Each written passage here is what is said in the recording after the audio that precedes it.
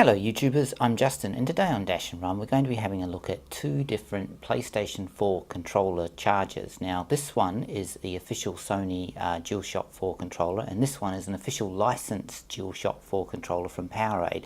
So basically what I want to do is do an unboxing and then have a look at the build quality.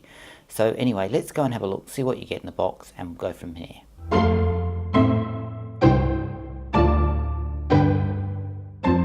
Okay, so let's have a look at, first of all, the Powerade charging station for the PlayStation 4 Dualshock 4 controller, and this is what you got in the box. You basically get a manual, a power brick, and the unit itself, so there's nothing else in there, it's just those three items.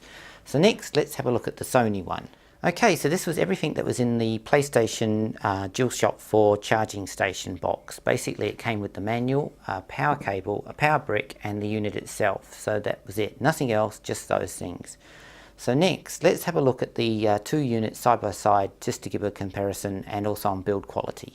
Okay, so we've got the two Dualshock 4 controller charging docks in front of us, and the first I can say about the two of them is that the Sony one, the official Sony one, is much more solider. It's better built than the Powerade one. The Powerade one feels very light and plasticky and doesn't feel very sturdy at all, and also it feels like it would tend to skate around on your desk. It wouldn't actually just sit still when you put your fingers in. It would tend to feel like it would move, where this has got more weight to it and tends to feel like it would be much more solider. So on build quality, I can definitely give it to the Sony. So next, let's see how you actually charge your Dualshock 4 controllers in these two devices to give you an idea of which is easier to mount the controllers on. Okay, so I've got two Dualshock 4 controllers, and I've got the Powerade Dualshock 4 charging dock. So next, let's add the power to it. So basically it just is connect this USB cable to the bottom of it like so, and you've got a bit of cable management like there where you can see there's a bit of a thread.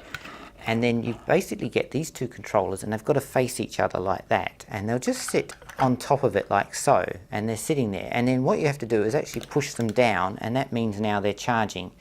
So they're both on charge now, and when you want to get them off, you just basically push like so and you take it away. So it's pretty simple, and it's quite nice and quite elegant the way it's done.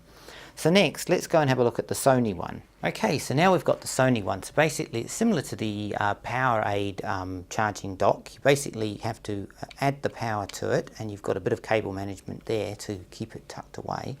And then you get your two controllers, and this time you've got to just sit them into it. And they just sit down, and then you push them down, and that'll start the charging on them. So they just basically sit and then just click like so, and then they start charging. So in a way, it's not quite as elegant as the other charging dock, but it's just as functional and just as nice. And the plus with the Sony, as I said earlier, is that it's definitely more solid feeling, so it tends to not move around so much as the Powerade charging dock does.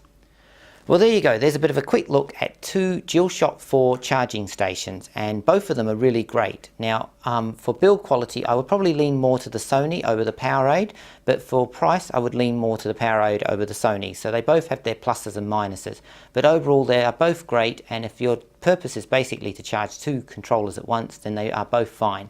So I can recommend either of them.